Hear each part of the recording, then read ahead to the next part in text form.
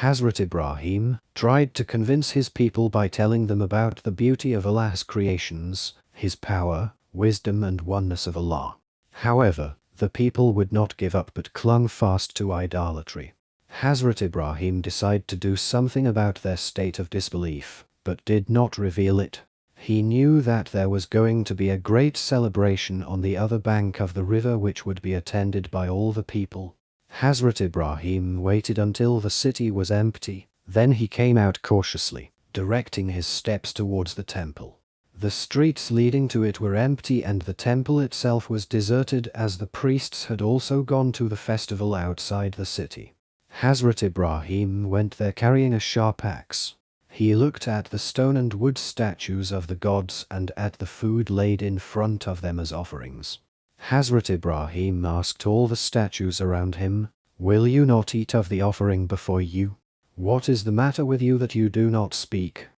Hazrat Ibrahim immediately raised the axe in his hand and began to destroy the false gods that were worshipped by people. Hazrat Ibrahim destroyed them all except the biggest one. He hung the axe on its shoulder as if this statue had destroyed the other statues. After destroying the false gods, he felt at peace. He left the temple. He had fulfilled his vow to show his people a practical proof of their foolishness in worshipping something other than Allah. When the people returned, they shocked to see their gods smashed to pieces, lying scattered all over the temple.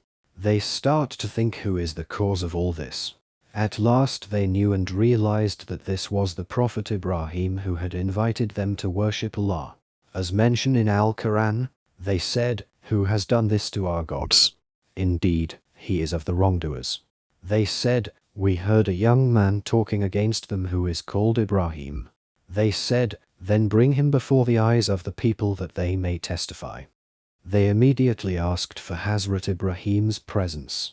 When Hazrat Ibrahim came to them they asked him, they said, "Are you the one who has done this to our gods, O Abraham?" Hazrat Ibrahim responded with a smile and then pointed to the greatest god hanging, on whose shoulder he hung the axe.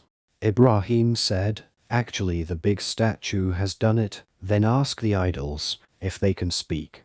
The people said, "Who should we ask?" Ibrahim replied, "Ask your God." Then they say, "Do you not know that they are not talking?" Ibrahim replied, "Why do you worship something that cannot speak, something that cannot afford the benefits and something that cannot harm you? Do not you want to think for a moment where your minds are, and your gods have been destroyed while the greatest God stand up and just look at it? These gods are not able to avoid the destruction of themselves, then how they can bring good to you? You do not want to think for a moment.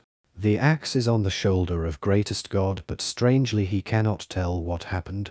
He cannot speak, hear, move, see, benefit, and does not harm. He is just a stone. Then why people worship stones?"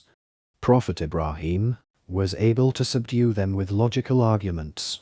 However, their arrogance would not allow them to admit their foolishness. All they could do was to use their power of authority, as tyrants usually do, to punish Ibrahim. They kept him in chains and planned their revenge.